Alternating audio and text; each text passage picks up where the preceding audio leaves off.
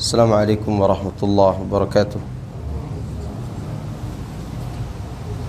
Innal hamdalillah nahmaduhu wa nasta'inuhu wa nastaghfiruh wa na'udzu billahi min shururi anfusina wa sayyiati a'malina may yahdihillahu fala mudilla lahu wa may yudlil fala hadiya lahu wa asyhadu an la ilaha illallah wahdahu la syarika lah wa asyhadu anna Muhammadan abduhu wa rasuluh sallallahu alaihi wa ala alihi washabihi ajma'in, amma ba'd.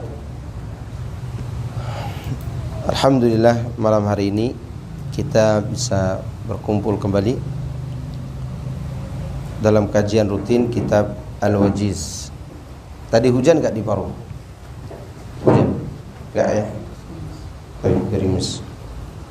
Coba anda lihat buku antum.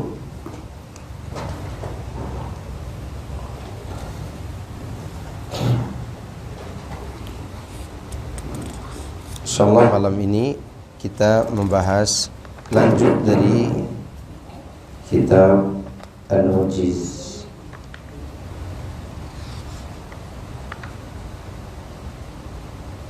Nah, yang punya PDF yang terjemahan, ada salah terjemahan itu di pembahasan wajibatus shalah. Pembahasan wajibatus shalah di sini di kitab aslinya disebutkan takbiratul intiqal. Di terjemahannya takbiratul ihram. Iya. Sebagian terjemahannya itu salah terjemahan.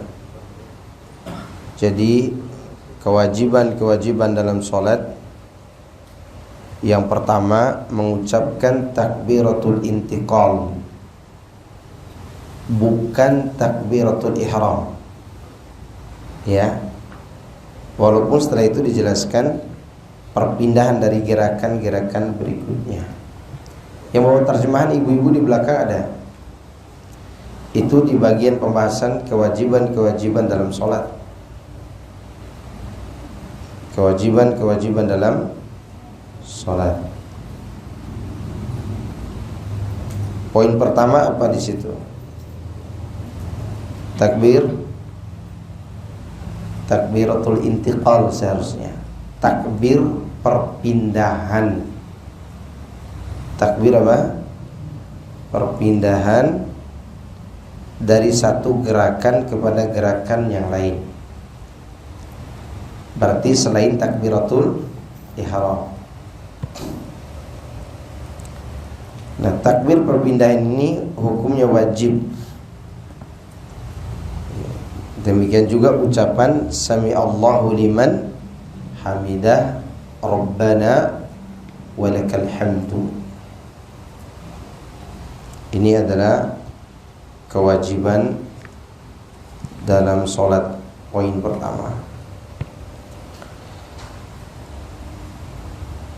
Dan saya tidak perlu membacakan terlalu panjang penjelasan tentang ini karena sudah pernah dijelaskan.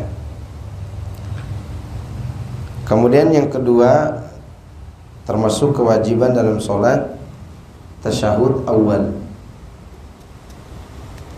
Tasyahud awal. Afwan. Poin pertama ana tambahkan penjelasannya. Jadi takbiratul intiqal itu ikhwan, takbir di saat bergerak. Takbir di saat apa? Bergerak. Seperti ini.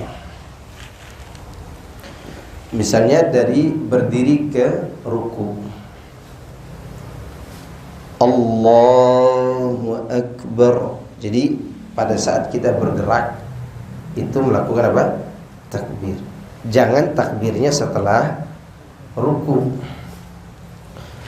Allahu Akbar. Ya namanya ini takbir ruku dong, bukan takbir perpindahan. Demikian juga pada saat sujud, biasanya orang takbir setelah sujud. Allahu Akbar. Ini keliru. Karena takbirnya kalau mau sujud, misalnya tadi Sami Allahu liman hamidah Rabbana walakal hamdu, hamdan katsiran thayyiban mubarakan fihi. Sekarang kita mau sujud nih. Ya, entah turun pakai tangan atau kaki duluan. Allahu Akbar. Pas kita bergerak itu, saat itulah Bang, takbir. Atau dalam proses turunnya, ya walaupun kita tidak dari awal segini pun masih bergerak enggak?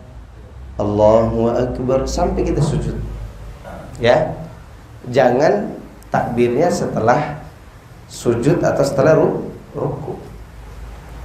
Itu sebuah kesalahan, kekeliruan.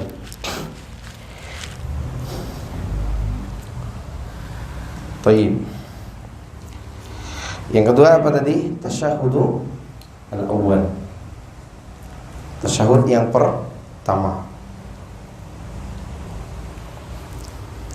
Dari Abdullah bin Mas'ud radhiyallahu anhu, dia berkata, Inna Muhammadan sallallahu alaihi wasallam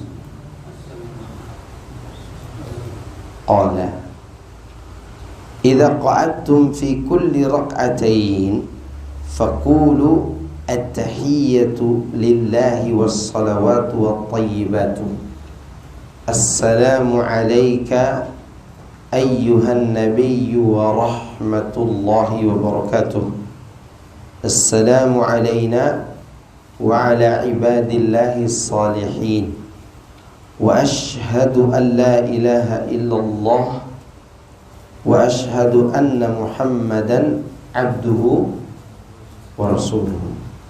Sampai di sini ini namanya tasyahud. Namanya apa? Tasyahud. Dinamakan tasyahud itu karena bacaannya sampai pada ucapan syahadat. Ya. Kan tasyahud itu diambil dari kata syahadat kan. Maka kalau ada yang bertanya, sampai di mana bacaan tasyahud awal? Itu sampai kepada wa asyhadu anna muhammadan abduhu wa rasuluhu. Sampai di sini kewajibannya. Nanti kalau mau salawat itu hukumnya sunnah, nanti akan ada pembahasan tersendiri. Ya. Wa qad amara an-nabiy sallallahu alaihi wasallam al-musii'a salatahu faqala fa idza jalasta fi wasti as-salati fatma'in faftarish fakhadhaka al-yusra thumma tashahhud. Ya, thumma tashahhada, kata Nabi. Nabi berkata kepada orang yang salah dalam sholatnya, artinya ada orang sholat salah, kemudian Nabi luruskan. Di antara yang Nabi luruskan adalah, maka apabila engkau duduk pada pertengahan sholat, artinya tasyahud awal, maka duduk iftirashlah, duduk di atas atau dengan bertekan pada pahamu yang kiri dengan tenang, kemudian bacalah tasyahud. Maksudnya duduk iftirash, maksudnya duduk begini nih, iftirash itu. Nih, ini namanya apa? Iftirash. Duduk di atas telapak kaki kiri. Nah, maka ucapkanlah tasyahud. Maka beliau mengajarkan at-tahiyyatu lillahi was-salawatu wat-tayyibatu assalamu alayka ayyuhan nabiyyu wa rahmatullahi wa barakatuh. Ada yang membaca dengan assalamu ala nabiyyi wa rahmatullahi wa barakatuh. Namun Syekh Utsaimin rahimahullah menyebutkan, ia tetap berpendapat ucapan itu assalamu alayka, karena dia adalah lafaz yang sudah qat'i dalam sholat. Walaupun Rasulullah sekarang bukan orang kedua, tapi tetap bacaannya assalamu alayka. Seharusnya itu kan ucapan salam kepada orang kedua. Namun di sini yang dipakai adalah dia adalah bacaan sholat. Bacaan salat. Naam. Jadi kalau ada bertanya sampai di mana kewajiban tasyahud itu sampai ucapan wa asyhadu anna Muhammadan abduhu wa rasuluhu. Baik, yang ketiga, wa yajibu alaihi idza qama ila shalah an yattakhidha sutratan baina yadayhi wa tamna'u al-murura amamahu. Hendaklah orang yang sholat itu membuat pembatas di depannya, atau disebut dengan sutrah, ya, untuk mencegah orang yang lewat di depannya dan untuk membatasi pandangan matanya. Ya. Artinya dia arahkan pandangan matanya di depan itu, ya, di depan sutroh. Dari Sahal bin Hasamah, dia mengatakan Rasulullah SAW bersabda, idza shalla ahadukum falyusalli ila sutratin wal yadnu minha la yaqta'u syaitanu alaihi salatah. Apabila salah seorang di antara kamu itu salat, maka hendaklah dia salat menghadap sutrah, sutrah, dan hendaklah dia mendekati sutrah itu. Jangan sampai setan memutuskan salatnya. Jadi sutra itu diantara hikmahnya adalah untuk mencegah lewatnya siapa? Setan. Ya. Jadi setan itu bisa mengganggu. Makanya sholat itu harus menggunakan apa? Sutra. Dan ini masih banyak nih. Bahkan ikhwan-ikhwan juga masih belum mengerti tentang hal ini. Mungkin yang sampai adalah sutra itu hukumnya sunnah. Tapi sebagian ulama mengatakan hukumnya apa? Wajib. Ya, karena Rasulullah SAW memerintahkan dengan penuh tekanan.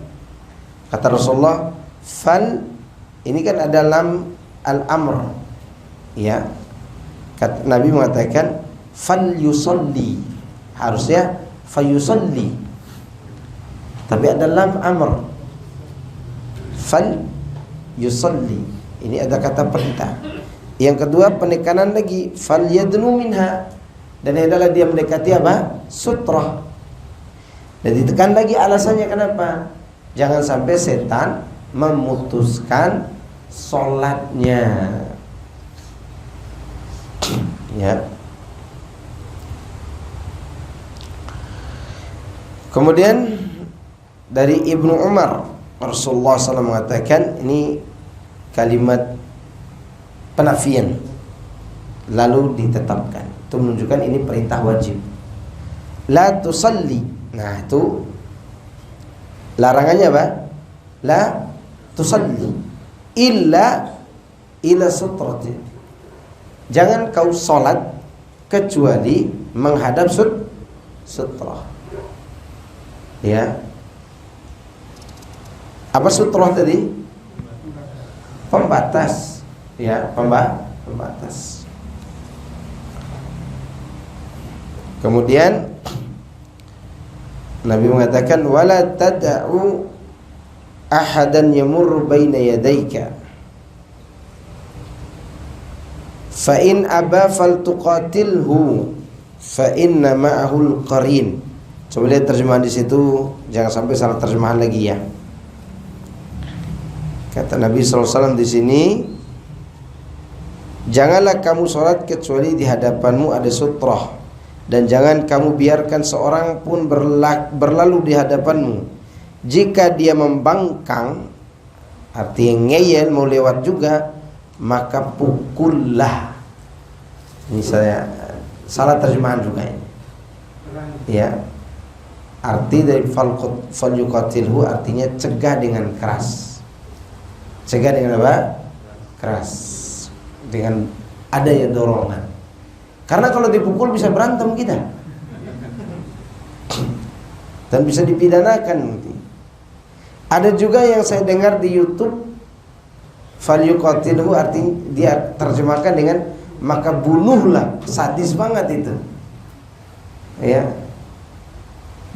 Kalau bunuhlah itu bahasanya faqtulhu. Ini falyuqatil. Itu bahasa Arabnya, qalnya panjang kan? Falyuqatilhu. Jangan diterjemahkan memukul, tapi diterjemahkan mendorong, dicegah dengan keras. Ya. Apa alasannya? Fa inna ma'ahu qarin. Karena sesungguhnya yang bersamanya adalah setan qarin. Ada setan. Tapi sebagian orang ketika kita cegat malah disalamin kita, gitu, ya kan? Ya enggak? Kalau antum Habib diciumin tangannya, gitu kan? Nah, pertanyaan begini, apa hukum? Kan ini kalau orang dewasa nih, apa hukumnya kalau sholat kita dilewati anak-anak? Ingat ya, hukum melewatinya haram, tapi sholat tidak batal, kecuali dilewati wanita yang sudah baligh, keledai dan anjing hitam atau setan. Oke? Nah, kalau ada orang lewat di depan kita, dia ngeyel lewat juga dia, maka sholat kita sah. Sholat kita apa? Sah. Nah, pertanyaannya adalah, yang lewat depan kita anak kecil, apakah perlu dicegat juga?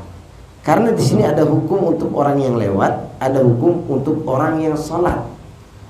Hukum bagi orang sholat, ketika ada orang lewat dia tidak cegat, berdosa dia yang sholat. Ya, dia harus apa? Cegat. Entah nanti dia ngeyel juga lewat, atau tangan kita akhirnya dicium juga sama dia. Yang penting kita sudah lakukan apa? Pencegahan. Pencegatan tadi. Sekarang ada anak kecil yang dia tidak dihukumi berdosa kalau lewat depan kita, yang lagi sholat. Apa hukumnya kita membiarkan dia lewat? Hah? Tidak kenapa-napa. Ada lagi? Jawabannya tetap kita berdosa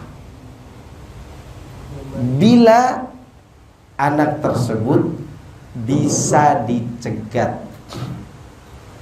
Dicegat biasa, jangan antum dorong pergi, dikepret anaknya gitu, jatuh dia. Bukan, dicegat biasa aja. Kecuali anak itu aktif dan tidak bisa dicegat. Kalau kita cegat malah terjadi kemudaratan seperti jatuh, kepalanya pecah, atau pembuluh darahnya putus misalnya begitu, jangan dicegat. Kan ada anak-anak umur 4 tahun, 5 tahun, dia senang kan? Bahkan dia lebih senang lewat di depan situ. Kalau seperti itu kondisinya, berarti dia belum tamyiz dan tidak perlu dicegat. Bukan karena kita tidak punya kepedulian dengan sholat, bukan, tapi ada mudorot lain kalau dicegat. Oke. Pernah ada kasus begini, ya, dan ini kasus terjadi pada ya kita juga gitu kan. Pernah terjadi renovasi masjid, renovasi mihrab. Berarti kita mundur ke sini dong kalau sholat. Di depan kita sutrohnya meja bangku itu, bangku sekolah yang terbuat dari kayu-kayu yang ringan tuh, jualan Madura itu, ya, itu kan ringan tuh. Saya taruh itu depan karena saya imam, taruh meja itu depan. Ada anak kecil segini gede ya, belum masuk sekolah, didorong kanan, didorong kiri sutra gitu. Nah, kalau anak diam aja karena yang penting dari awal sudah bikin apa? Sutra. Nah, ada satu orang ustaz maju gitu, maju jadi imam, berikutnya dia jadi imam di situ. Memang dia imam juga, imam rawatib. Karena kami masih di pesantren. Begitu anak dia sendiri yang dorong. dorong ke kanan, ke kiri, dia ikut tuh Ustadz ke kiri tuh. Kanan, kanan lagi tuh. Akhirnya anaknya dorong ke pojok, nggak bisa diikuti. Nah, sekarang pertanyaannya adalah bagaimana hukumnya? Apa yang harus dilakukan ketika terjadi hal seperti itu? Apakah kita diam atau ikutin dorongan anak tadi? Diam. Kenapa? Karena kita sudah berusaha membuat sutroh dari awal. Paham di sini? Nggak perlu ikuti kayak tadi. Kanan kiri, kanan kiri. Akhirnya jadi sujud. Kemudian anaknya karena lihat ayahnya kayak gitu, bisa aja dibuang mejanya. Iya kan? Nah itu sutroh. Karena ini ada kasus namanya. Iya. Oke, ulang kembali kepada anak kecil tadi. Anak kecil itu seperti misalnya seperti ini misalnya. Sudah bisa lah dikasih tahu, nak jangan lewat depan orang sholat ya. Sekali dia larinya masih bisa dikontrol, dicegat gitu. Tapi kalau larinya tidak bisa dikontrol, kan ada anak-anak sek gitu kan. Ketika antum cegat sekali tung, ya 3 bulan dia tidur di rumah sakit. Jangan, itu mudarat. Namun kalau dia bisa seperti ini, kita yang wajib cegat, bukan dia wajib berhenti. Paham gak?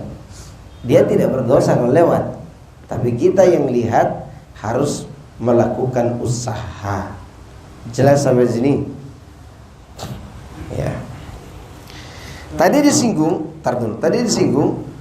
wanita haid kalau melewati orang sholat, sholatnya batal. Artinya wanita yang udah balik, bukan pada saat haid saja, sudah balik lewatin orang sholat. Sekarang pertanyaannya, di depan kita ada istri kita yang tidur terlentang. Tidur apa? Atau dia lagi berbaring. Apakah sholat kita batal? Tadi ingat ya, tadi dilewati wanita yang sudah balik, sholatnya batal. Sekarang dia tidak melewati, dia ngorok depan kita. Gimana sholatnya? Ada yang pernah terjadi kayak gini? Dia lagi sholat, istri tiba-tiba jatuh dari atas dipan, jubuk gitu kan. Langsung tidur depan dia. Ada? Belum ada ya? Oke, sekarang kiranya terjadi demikian. Bagaimana status sholatnya? Mana dalil sahih? Karena wanita itu istrinya tidak melewati. Tidak melewati. Itu menunjukkan yang dipakai dalil apa perasaan? Dalil. Seharusnya tidur depan itu lebih lama kan? Seharusnya itu lebih parah kalau dihukum secara logika. Bukti Nabi SAW pernah sholat, Aisyah kakinya di mana? Di depannya. Aisyah sudah balik. Udahlah, ini sudah balik. Ya, itu menunjukkan bahwa yang membatalkan kalau lewat. Dan itu kasusnya sama seperti ana menjadikan antum sebagai sutroh di depan. Ya kan? Antum lagi duduk gak? Ini. Oke. Ini berkaitan dengan sutroh itu. Karena masalah sutroh ini bukan masalah sepele, bukan. Tapi masalah yang harus betul-betul diperhatikan. Sutroh biasanya terwujud berupa dinding. Jadi sutroh itu dianggap seperti tembok, ya, atau tiang seperti ini, atau tongkat yang tertancap. Ya, kita taruh tongkat depan kita atau apa aja depan kita, atau kendaraan yang melintang di hadapan orang yang sholat, seperti onta yang lagi merebah, lagi duduk, atau seperti kambing yang lagi duduk. Itu juga termasuk apa? Termasuk apa? Sutroh. Ukuran tingginya bagaimana? Ukuran tingginya ya bisa seperti ini. Seperti bagian belakang tempat duduk di atas onta. Kan di atas onta ada tempat duduk kan? Itu tempat penyandar di belakangnya ada kayu setinggi itu. Ada yang mengatakan tingginya itu segini. Ya, ada yang mengatakan segini. Berapa ini? Ya 1 jengkal lebih. Ya, itu tingginya. Nabi tidak menyebutkan tingginya sekian. Minimal segini pendeknya. Ya, minimal. Itu menunjukkan dia hukumnya perkiraan. Perkiraan. Tapi kalau mau lebih aman, ya sholat di belakang tembok atau tiang. Atau seperti tinggi ini. Ya. Taib, ini mengenai apa? Sutrah. Nabi mengatakan, "Idza wada'a ahadukum baina yadayhi mithla muakhirati ar-rihal falyusalli wa la yubali man marra wara'a dzalika." Jika salah seorang di antara kamu sudah meletakkan sesuatu yang seukuran bagian belakang tempat duduk di atas onta itu atau di atas kendaraan itu, maka hendaklah dia sholat dan jangan pedulikan orang yang melewati di belakang sutrah itu. Jadi sutrah nih, ini kita sholat, nah dia lewat sini, itu tidak masalah.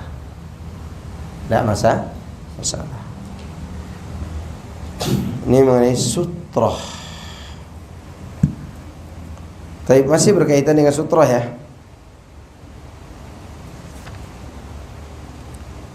Dunul musalli minas sutrah. Dari Bilal bahwasanya Nabi SAW beliau salat antara dia ya wa bainahu bainal jidar nahwa min thalathati adra'. Jadi jarak antara Nabi dengan tiang itu seukuran 3 hasta. 3 hasta. 1 hasta itu setengah meter lebih. Setengah meter lebih, mungkin segini sana. Terus segini. Terus seginilah. Sehasta. Berarti kalau 3 hasta ya lumayan. Jarak kaki kita dengan tembok agak jauh. Ya. Itu paling jauhnya. Di dalam riwayat yang lain seukuran apa tempat lewatnya anak kambing, memarrasyat bainal jidar, memarrasyat seukuran tempat lewatnya apa anak kambing.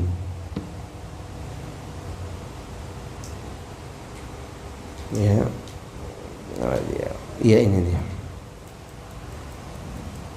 Jadi ini tembok, ini kepala kita. Antara tembok dengan kepala kita ini bisa dilewati seekor kambing. Jelas. Tapi seekor ya, bukan segerombolan. Ya, seekor kambing. Tayyib. Manakala orang yang sholat sudah meletakkan sutrah di hadapannya, maka jangan biarkan suatu berlalu di hadapannya di antara tempat berdirinya dengan sutrah. Kalau orang tersebut misalnya mau lewat juga, atau bukan orang, binatang misalnya tidak bisa dicegat, tetap mau lewat situ, maka seorang menempelkan perutnya maju, ya. Dari Ibnu Abbas radhiyallahu anhu, Nabi SAW salat, lalu tiba-tiba ada seekor kambing berlalu di hadapannya, maka beliau mendorongnya ke arah kiblat sampai beliau melekatkan perutnya pada sutra yang ada di arah kiblat. Ya. Coba lihat. Fasa'aha ilal qiblah. Ya. Beliau mendorongnya ke arah kiblat. Kalaupun ada orang lewat juga, anak kecil yang tadi, maka boleh kita maju dulu ke depan biar dia lewat di belakang. Ini juga boleh. Ya. Tapi yang terbaik adalah tetap menahan laju anak itu. Karena mungkin kita maju jalan mundur terus kayak gitu. Atau kita memperlakukan anak kita seperti kambing tadi, didorong ke depan sampai dia nempel dengan tembok gitu. Jangan. Taib. Dari Abu Sa'id Al-Khudri bahwa Rasulullah SAW berkata, "Idza kana ahadukum yusalli fala yada' ahadan yamur baina yadayhi wal yadra'hu mastata'a fa in aba falyuqatilhu fa innama huwa syaitan." Tadi disebutkan qarin, sekarang disebut setan. Ya, jika salah seorang sholat, ini hadisnya sama dengan yang tadi. Jangan biarkan seorang pun lewat depannya ketika dia sudah membuat sutrah pembatas. Ya. Kalau dia ngeyel juga, maka hendaklah dia mencegahnya semampu dia. Kalau dia tolak, ya, kalau dia mau lewat, maka cegat semampunya.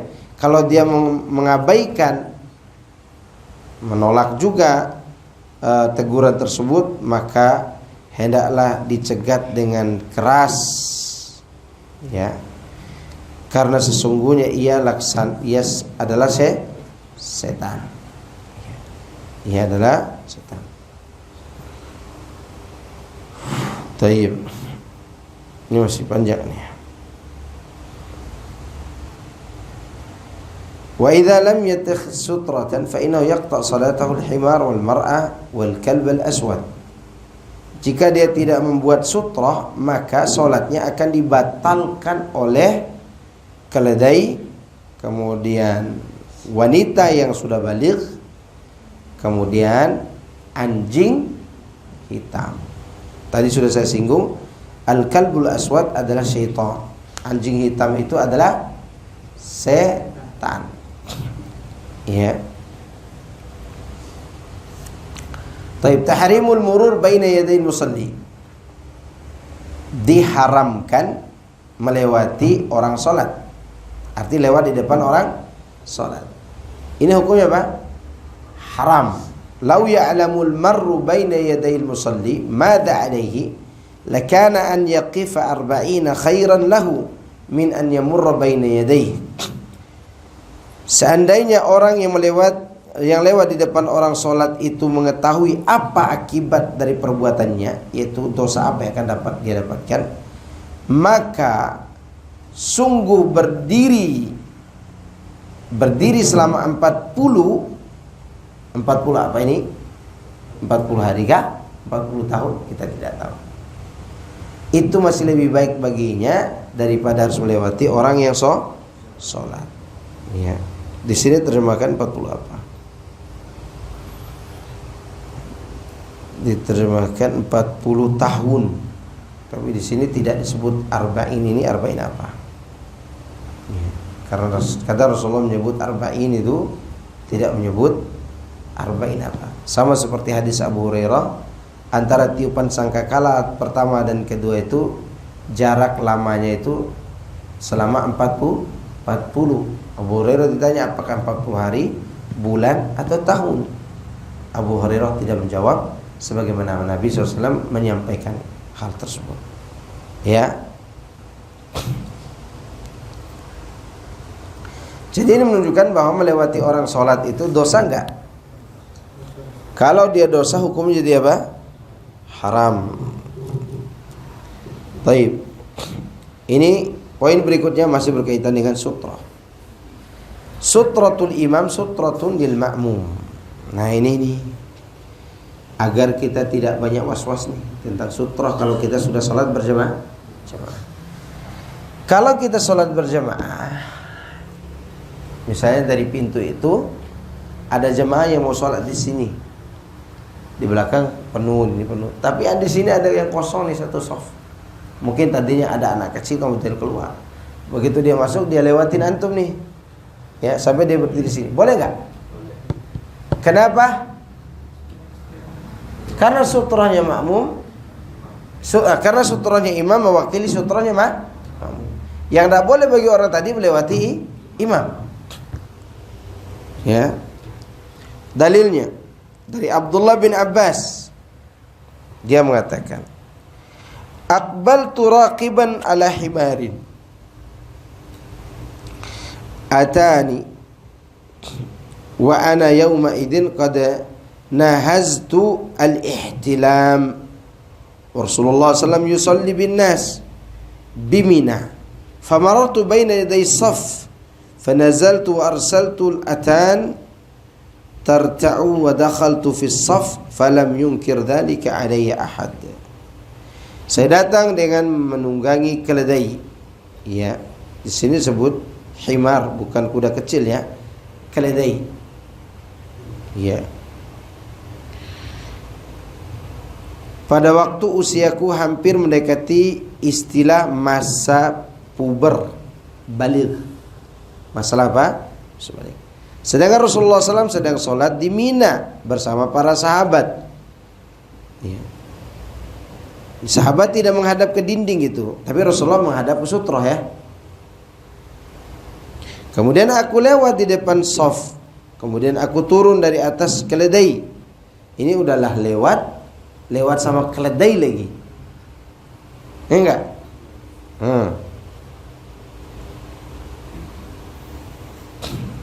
Lalu kulepaskan keledai tersebut agar dia mencari makan. Aku masuk ke dalam shaf, namun tak seorang pun yang menegurku atau memprotesku. Ya, berarti itu boleh. Kalau tidak boleh, Nabi pasti sudah tegur. Ini lewatnya udahlah dia lewat bersama apa? Keledai. Sedangkan tadi kita katakan, Rasulullah SAW katakan yang membatalkan sholat dilewati apa? Keledai, wanita baligh dan anjing hitam. Nah, berarti sutrahnya makmum sudah diwakili oleh imam. Ya, sudah diwakili oleh imam. Ini kejadian di beberapa daerah. Nah, ini kejadian baru saja sebulan atau 2 bulan yang lalu. Ya, saya lewat di sholat di masjid, ada masjid sunnah yang ada di Bintaro atau yang kaca semua depannya, yang banyak ikan. Sering ustaz-ustaz ngisi di situ. Ya, ada bapak-bapak sholat di pojokan yang dipakai kursi. Tapi depan dia itu, ini pojokan dia nih. Di depannya ada soft kosong. Ana masbuk. Akhirnya mau tidak mau, ana harus lewatin si bapak ini karena ada celah masuk.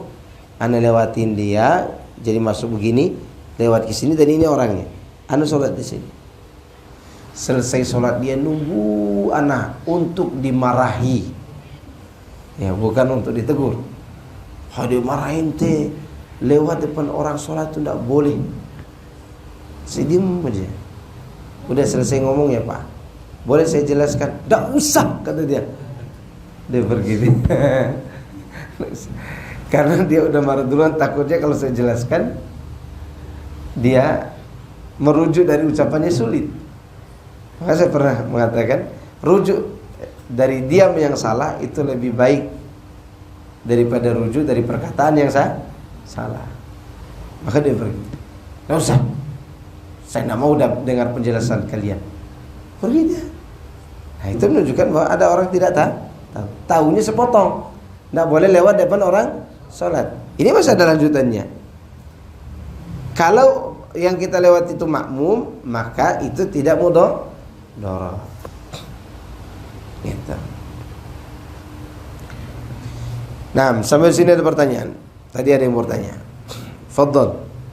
Pak Haji mau tanya. Antum tadi mau tanya. Fadhal. Yang pertama Ustaz, kalau hukum membawa anak kecil yang belum bisa diatur di masjid. Sebenarnya hukum bawa anak kecil yang belum bisa diatur di masjid itu fleksibel hukumnya. Seharusnya kita tahu anak kecil itu tidak bisa dikontrol, maka tidak perlu dibawa ke masjid karena mengganggu orang lain. Tapi kalau anak itu mengerti dan beritahukan dengan baik-baik di rumah, di briefing dulu. Ya, briefing dulu di rumah. Terutama emak-emaknya disuruh kasih tahu. Insya Allah anak tuh ngerti. Nanti kalau masjid, ente jangan ribut ya. Ente jangan ribut ketika orang sholat. Nanti abi yang masuk neraka. Anak-anak yang ngerti dia akan ngerti. Dia akan apa? Tapi kalau tidak mengerti, jangan dibawa ke masjid, di rumah aja. Ternyata di rumahnya tidak ada orang. Ibunya pergi kerja, bapaknya ngojek. Mau ke masjid, bawa anak juga ke masjid. Ya udah, pada kondisi seperti itu dia harus jagain anaknya. Jagain anak bisa diikatkan tali di tangan dia dan di tangan kita. Kan ada tuh tali-tali kayak di mana sih? Oh, di Masjid Nabawi Anda lihat. Cara anak kecil diikatin tali tuh oleh bapaknya supaya dia tidak kemana-mana. Ya, itu boleh. Tapi kalau di rumahnya ada ibunya, yang di rumah aja. Ngapain dibawa ke masjid? Kan ada ibunya. Ya. Taib. Kalau di pelabuhan kan kita naik ferry, kita tahu arah kiblat. Tapi kan kita lagi sholat, kapal kan berubah haluan itu. Tapi kita tahu, kita masih tahu arah gitu. Apakah kita langsung merubah haluan? Wallah alam, itu tidak berani jawab itu. Karena berbeda kasusnya ketika kendaraan itu tidak bisa kita memilih kiblat. Seperti motor atau onta, itu ikutin ontanya. Atau bis yang tidak bisa berubah di atas bis itu, kan duduknya mengarah. Sekarang masalahnya di kapal ada musholanya lagi. Ya. Itu belum Anda bisa jawab. Ya. Tapi kalau ditanya apakah kita cari kiblat, ya. Tetap harus cari kiblat. Tapi masalahnya adalah tadi kita udah cari kiblat, begitu jalan haluannya berubah. Bukan hanya antum, banyak orang. Nanti insya Allah kita sebenarnya anak mau jawab tapi masih ragu karena belum dapat penjelasan dari ulama. Itu tentang perubahan kiblat di hari Sabtu waktu di Kuba. Orang lagi sholat menghadap ke Masjidil Aqsa, begitu datang kiblat sudah dirubah, akhirnya para sahabat langsung merubah kiblatnya saat itu. Tapi anak tidak mau kaitkan dengan pertanyaan antum.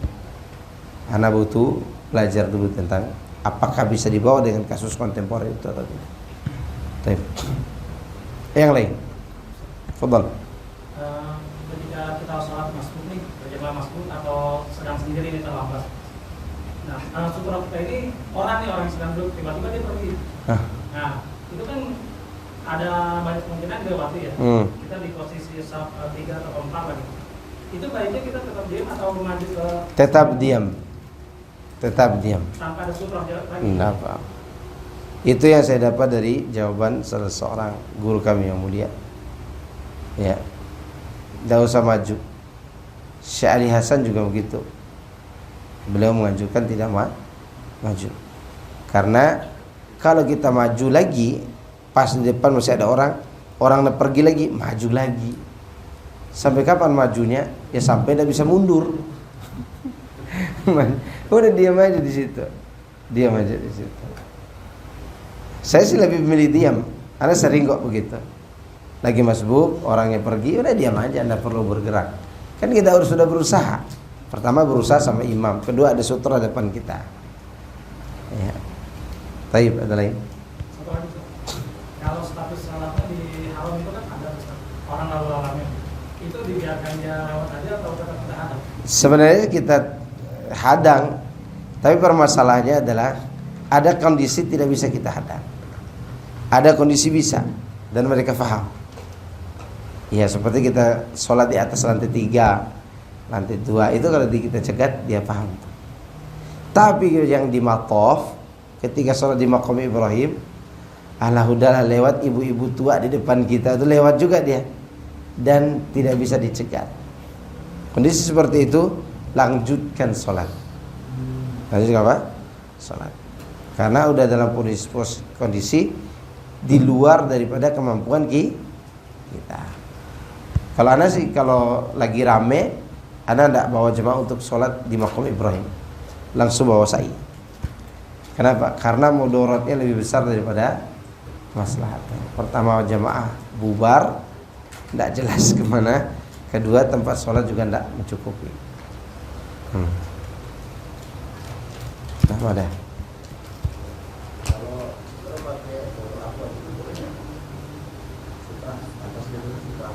Ini boleh, boleh.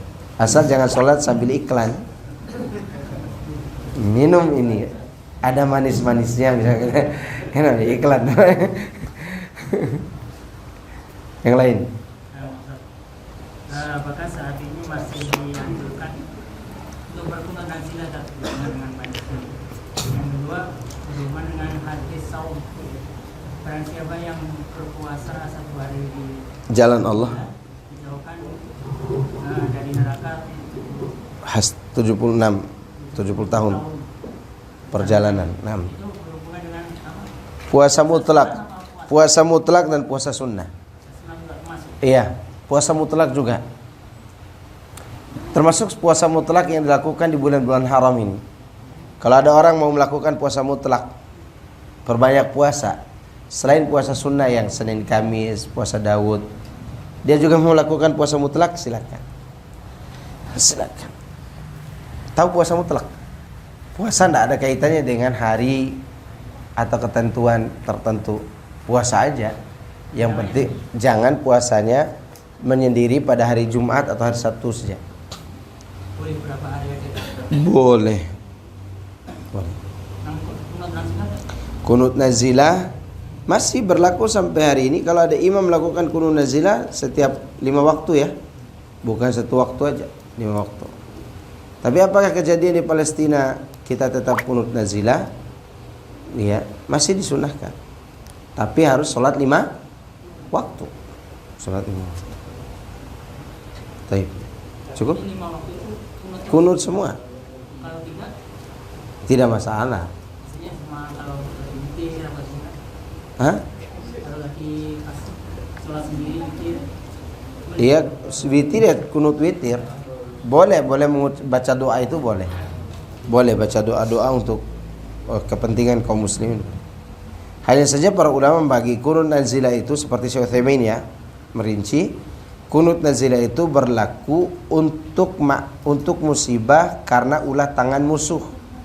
Seperti perang, dizalimi, dibombardir kayak di Palestina. Itu namanya musibah melalui tanganmu musuh.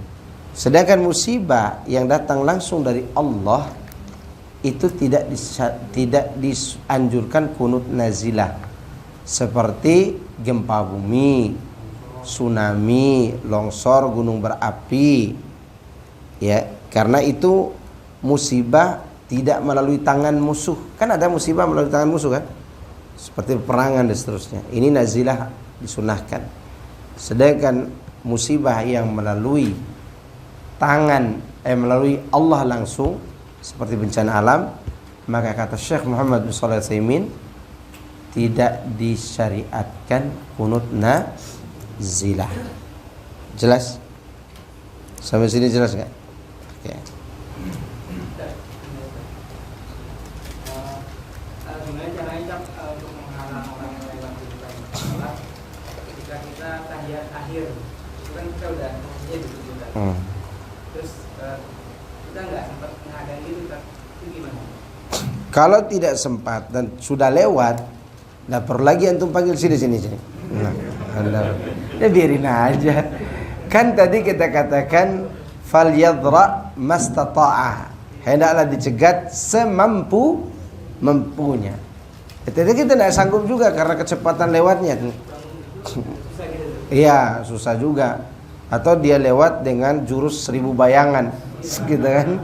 Oh, udah perlu panggil lagi. Om sini dulu, cegat ulang. Ya perlu. Iya. Ada lagi. Tafadhal. Mengenai haramnya melewati sholat, kalau dia nggak pakai sutroh, terus ada batasannya nggak? Iya, ada batasan-batasannya ini.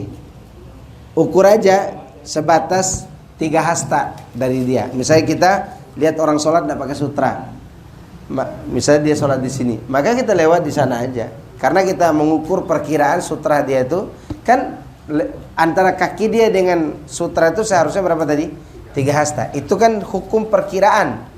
Nah kita yang lewat depannya pun, yang tahu tidak boleh lewat depan orang sholat, diperkirakan berapa ini ajat kaki dia dengan tempat kita lewat. Nah itu caranya. Ya nggak apa-apa. Misalnya dia di sini, antum mau lewat di depan situ, boleh, nggak masalah. Nah kalau dia di sini, sampai antum nempelkan tubuh di tembok sana, nggak bisa lewat-lewat. Makanya harus diperkirakan. Jelas? Sholatnya sih sah, insya Allah. Iya. Ada yang menyebutkan sutra itu cukup dengan garis karena ada hadisnya, tapi hadisnya dhaif. Dan itu yang dipilih oleh Syekh Abdullah bin Abdul Aziz bin Baz. Abdullah bin Abdul Aziz bin Baz. Yaitu sholat sutranya cukup gak garis. Berarti ini cukup nih. Ya. Tapi itu hadisnya lemah. Yang benar itu hadis yang ada di sini. Seukuran minimalnya seperti tingginya muakhiratul rihal. Ya, ada kayu penyanggah di belakang punggung di atas kendaraan onta itu.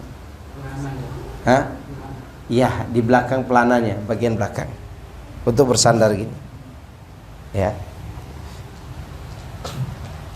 Nah, ada lagi? Cukup? Sampai di sini cukup ya? Iya. Antum ngajinya kuat banget sampai jam 8:30, 8:30. Seharusnya ini kita tidur ini. Oke, semoga semua ini bermanfaat bagi kita semuanya. Dan semoga Allah Subhanahu wa taala merahmati kita dan memberkahi kita dan menjadikan kita tetap seperti ini sampai ke surga nantinya. Subhanakallahumma bihamdika asyhadu an la ilaha illa anta astaghfiruka wa atubu ilaik. Assalamualaikum warahmatullahi wabarakatuh.